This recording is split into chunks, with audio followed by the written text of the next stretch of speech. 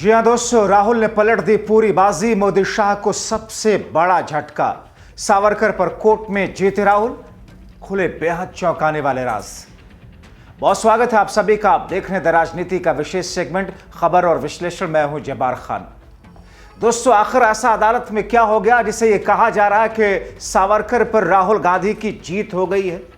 क्या भारतीय जनता पार्टी राहुल के जरिए सावरकर पर की जाने वाली टिप्पणियों पर अदालत में उसके नजदीकी हारते हुए दिख रहे हैं? आखिर राहुल गांधी के जरिए अदालत से नए तथ्य और ऐतिहासिक तथ्य और दलीलें रखने के लिए जब वक्त मांगा गया तो फिर बीजेपी संघ के नजदीकी और याचिकाकर्ता ने अदालत से इसे ना रखने देने की अपील क्यों की? आखिर राहुल गांधी के उन तर्कों में, उन तथ्यों में, उन दलीलों में ऐसी कौन सी नई बात, चौंकाने वाली बात आ रही थी जिससे पूरा बीजेपी और संघ मुंह छिपाने पर मजबूर हो जाता? क्या इसीलिए अदालत में नए तर्कों को ना रखने की बात की गई? आखिर राहुल गांधी ने ऐसा क्या कर दिया कि मानो पूरी बाजी पलटती दिख रही है? बीजेपी और संघ का एक पत्ता, एक मोहरा हाथ से निकलता दिख रहा है। दोस्तों, खबर गंभीर है, खबर संवेदनशील भी है, क्योंकि मामला वो सावरकर जिसे संघ और बीजेपी वीर बताते हैं तो कांग्रेस और उससे जुड़े हुए लोग कायर कहते में नहीं हिचकते। खबर उनसे जुड़ी है। खबर राहुल गांधी, मोदी और शाह से जुड़ी है, और जिसमें मोदी और शाह के लिए किरकिरी जैसी चीजें हैं। वीडियो को अंत तक जरूर देखें ताकि पूरा हर पहलू से वाकिफ हो सकें। दोस्तों, अदालत में जब दो पक्ष होते हैं तो दोनों पक्षों को अपना अपना तर्क, अपनी अपनी दलीलें, अपने अपने सबूत रखने की इजाजत दी जाती है और कहा जाता है कि जितना आपके पास में सब कुछ है वो बिंदु, वो तर्क, वो तथ्य रखें ताकि अदालत किसी निष्कर्ष पर पहुंचे। मगर यहां तो उल्टा है। राहुल गांधी ने अदालत से वक्त मांगा कि हम कुछ नए तथ्य, नए तर्क, नई दलीलें, नए सबूत, ऐतिहासिक तौर पर ऑथेंटिक सबूत कोर्ट में, अदालत में हम रखना चाहते हैं सावरकर पर, जिनके ऊपर राहुल गांधी पर केस चल रहा था। बौखला गई बीजेपी और संघ के नजदीकी और याचिकाकर्ता। उन्होंने अदालत से अपील करनी शुरू कर दी, नहीं साहब, ये तो मामले को भटका रहे हैं, वक्त मत दीजिए, नए तथ्य रखने के लिए वक्त मत दीजिए। और ऐसे में सावरकर पर विवाद एक बार फिर से बढ़ गया। राहुल गांधी सावरकर पर टिप्पणी के मामले में अपने ऊपर चल रहे केस में सावरकर से जुड़े ऐतिहासिक तथ्य रखना चाह रहे। इसके लिए उन्होंने कुछ समय मांगा। बीजेपी संघ के नजदीकी और मामले के याचिकाकर्ता ने न जाने क्यों घबरा करके, न जाने क्यों वो चाह नहीं रहे कि राहुल गांधी की तरफ से अदालत में सावरकर पर ऐतिहासिक तथ्य रखा जाए, और उन्होंने अदालत से अपील कर डाली कि राहुल को अदालत में सावरकर से जुड़े ऐतिहासिक तथ्य रखने की अनुमति ना दी जाए। दोस्तों, ये तो चुनौती दी जाती है, चैलेंज किया जाता है कि आपके पास में जितने सबूत हैं, तर्क रखिए, मैं उसे खारिज करते हुए आपको गलत साबित कर दूंगा। मगर यहां तो कहा जा रहा है इजाजत ना दी जाए उनको तथ्य और तर्क रखने के लिए। वो कहते हैं कि साहब केस को ऐसे ही आगे बढ़ा दिया जाए। अब इसके पीछे कौन सी मंशा है? भारतीय जनता पार्टी की कोई स्ट्रैटेजी है? संघ की कोई रणनीति है? आखिर है क्या मामला?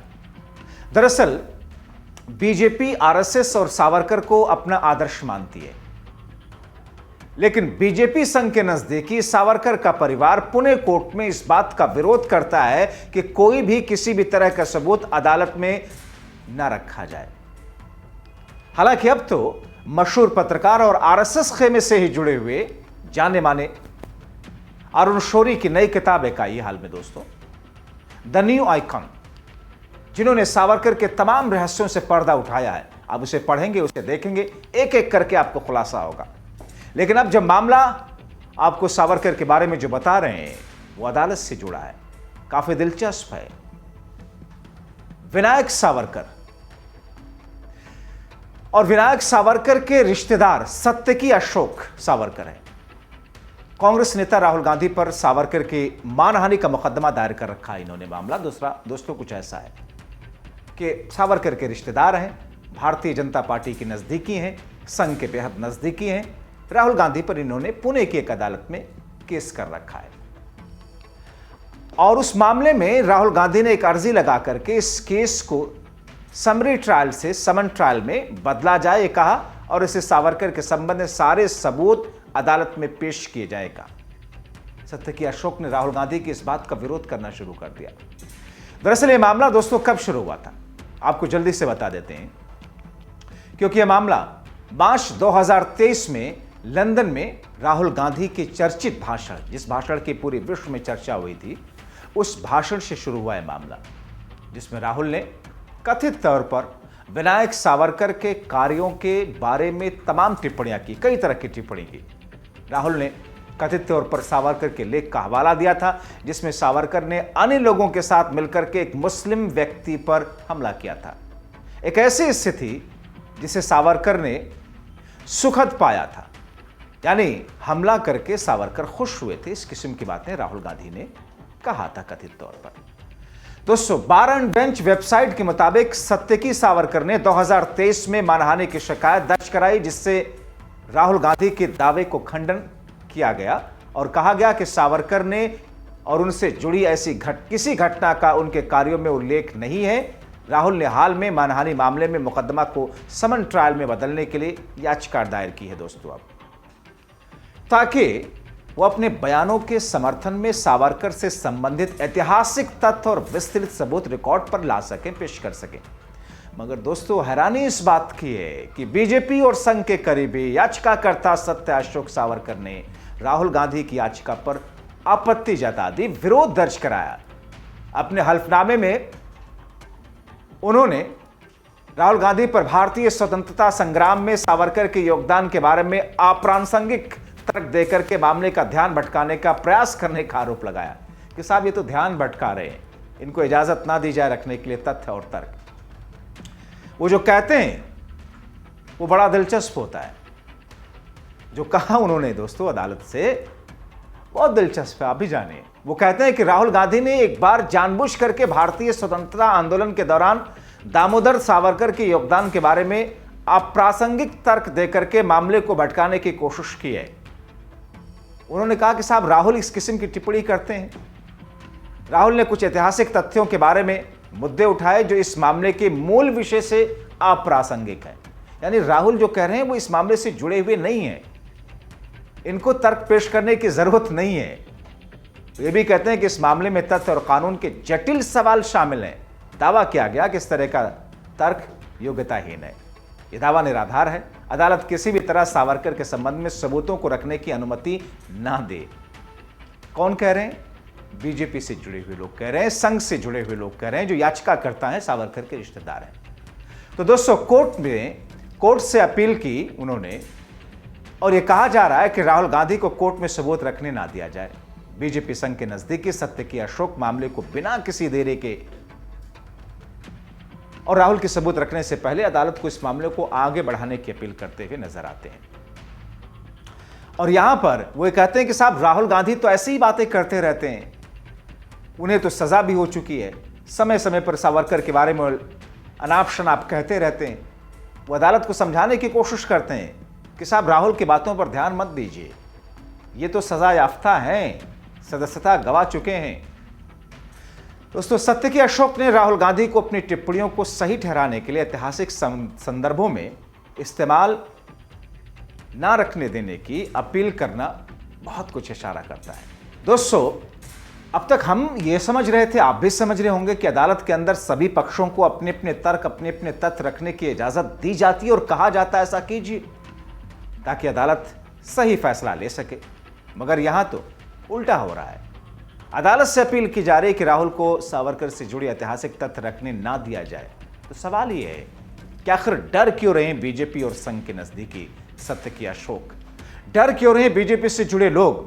और सत्यकी अशोक को क्या बीजेपी की तरफ से कोई इनपुट गया है? आखिर सावरकर से जुड़े वो कौन से तथ्य हैं जिसे अदालत के दौरान राहुल गांधी रखना चाहते हैं लेकिन सामने वाले उसे पेश नहीं करने देना चाहते हैं? दोस्तों, हालांकि दोस्तों अब ये मामला अभी आगे अदालत में चलेगा, लेकिन राहुल गांधी को क्या अदालत से इजाजत मिलेगी वो सारे तर्क और तथ्य रखने की? ये आगे साफ हो जाएगा। मगर दामोदर दास सावरकर, विनायक सावरकर, जिनके बारे में कुछ लोग उन्हें बहादुर बताते हैं, वीर कहते हैं, कुछ लोग उन्हें कायर कहते हैं। दरअसल दोस्तों, विनायक सावरकर की जिंदगी के 3 पहलू हैं। उनके जीवन को 3 पहलुओं से देख करके आप समझ सकते हैं उनको। एक वो जब वो शुरुआती उनका दौर था, वो शुरुआती दौर उनके विरोधियों के लिए की नजर में भी वो हीरो हैं, वो हम सब के हीरो हैं। मगर फिर एक वो दौर आया जब वो जेल में गए, काला पानी की सजा उनको ही, बेशक उनको सख्त सजाएं हुई, बहुत वर्षों तक वो रहे। दूसरा दौर उनका जेल वाला रहा। तीसरा दौर जेल से जब छूटे, वो ऐतिहासिक तथ्य बताते हैं कि कई बार उन्होंने माफीनामा लिखा अंग्रेजों से कि हम आपके खिलाफ में जेल से आने के बाद में कोई कार्य नहीं करेंगे राजनीतिक तौर पर, और उनके माफीनामा वाले दस्तावेज मौजूद हैं।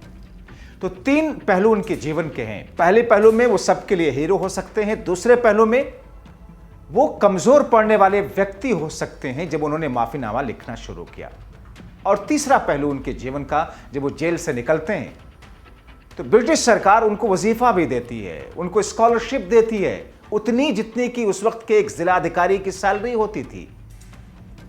और फिर उन्होंने भारत के अंदर अंग्रेजों से उस लड़ाई में, जंग आजादी में खुद को, अपने आप को दूर रखा, ऐसा इतिहासकार बताते हैं। तीसरे फेज में जब वो जेल से निकल करके आए, पहले फेज में 1857 को जंग आजादी की पहली लड़ाई बताने वाले, आजाद कराने के लिए भारत को पहली लड़ाई बताने वाले 1857 पर उन्होंने बहुत कुछ लिखा, बहुत कुछ कहा, उनको सब सराहते हैं। मगर अब राहुल गांधी जो टिप्पणियां बार बार करते हैं सावरकर को लेकर, जिसे बीजेपी और संघ तिलमिलाता है, और अब कोर्ट में जो स्थिति उत्पन्न हुई है, उससे यह कहा जा रहा है कि साहब ये तो ऐसा झटका है जिसे बीजेपी के हाथ से एक बड़ा मुद्दा छिन जाएगा, मोदी और शाह देखते रह जाएंगे। राहुल ने उन तमाम चीजों को जिससे राहुल को बैकफुट पर ढकेलने के बीजेपी संघ कोशिश करती थी, उसमें से एक बड़ा मुद्दा हथिया लिया बाजी पलट करके। आप क्या सोचते हैं? अपनी राय कमेंट बॉक्स में जरूर लिखें। आप लाखों लोग जो हमें देखते सराहते हैं, आपसे अपील कि खबर को लाइक करें, सब्सक्राइब करें, जिन्होंने सब्सक्राइब ना किया हो शेयर करें, उन तक लोगों तक पहुंचाएं जिनको आप जागरूक रखना चाहते हैं। बहुत शुक्रिया।